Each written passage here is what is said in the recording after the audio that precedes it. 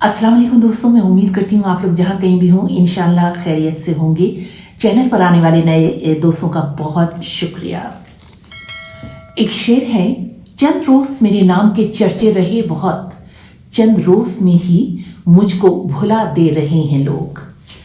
दोस्तों, ये शेर मैंने पढ़ा है मकतूल सहाफ़ी अरशद शरीफ के लिए।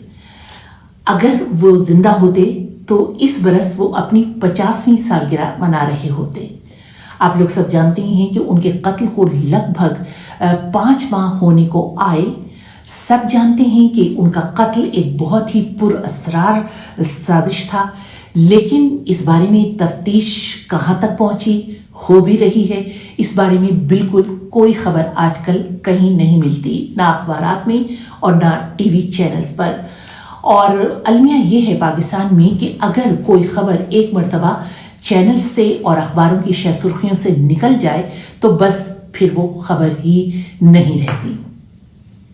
लिहाजा ये कुछ पता नहीं चल रहा कि उनकी कत्ल की तफ्तीश हो भी रही है, और अगर हो रही है तो वो कहाँ तक पहुंची। हालांकि ये तफ्तीश बाकायदा एक JIT यानी जॉइंट तफ्तीशी टीम कर रही है, जिसका हुक्म पाकिस्तान की अदालत आलिया ने दिया है। बहरहाल इस तफ्तीश के बारे में सहाफ़ियों की बैन अल-अक़वामी तंजीम फ्रंटियर विदाउट बॉर्डर्स ने चंद अहम निकात उठाए हैं, और इस तंजीम का ये कहना है कि ये वो निकात हैं जिनसे दरअसल इस तफ्तीश का आगाज होना चाहिए था, लेकिन जिस तरह से तफ्तीश हो रही है उसमें इन निकात को सिरे से ही नजरअंदाज कर दिया गया है।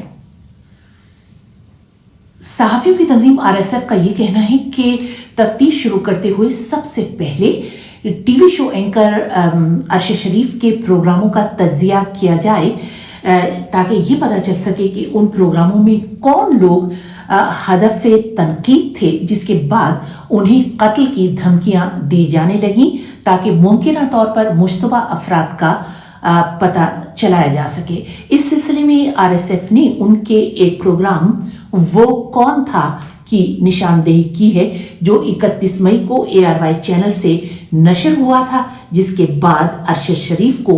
पहली मर्तबा कत्ल की धमकी मिली थी।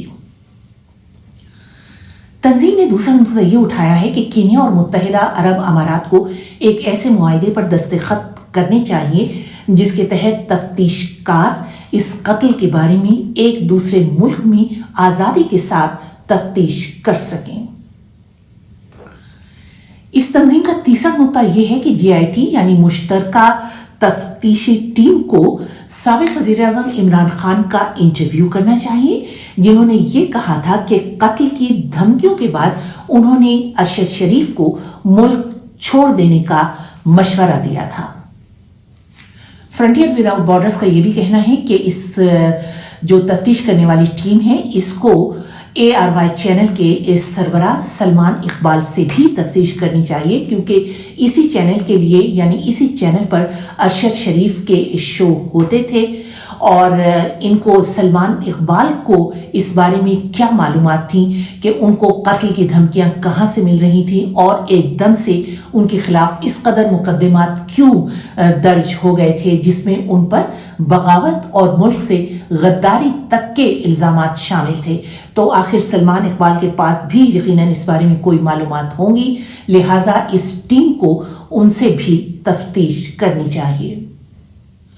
और उनसे यानी सलमान इकबाल से ये भी पूछा जाना चाहिए कि जबकि वो ये जानते थे कि अरशद शरीफ की जान को किस कदर खतरात हैं और उनको मुल्क से निकलना पड़ा है, तो फिर वो मुत्तहिदा अरब अमारात में जहाँ के वो खुद सलमान इकबाल खुद मुकीम थे, तो वो अरशद शरीफ को कोई तहफ़्फ़ुज़ क्यों फराहम नहीं कर सके।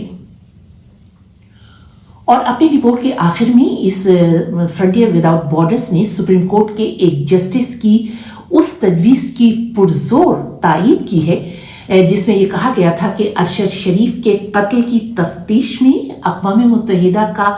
ताउन हासिल किया जाए, क्योंकि उसके माहिरीन को इस किस्म की तफ्तीश करने का बहुत वसी तजुर्बा है। सहाफ़ियों की बैन अल-अक़वामी तंजीम ने ज़ाहिर है कि बहुत ही अहम निकात उठाए हैं।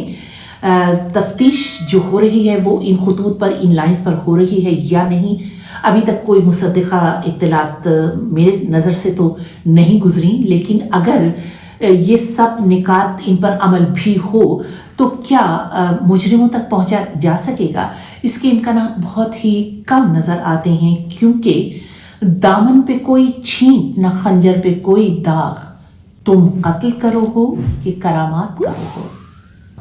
तुम कत्ल करो हो कि करामात करो हो। इजाज़त दीजिए, खुदा हाफिज।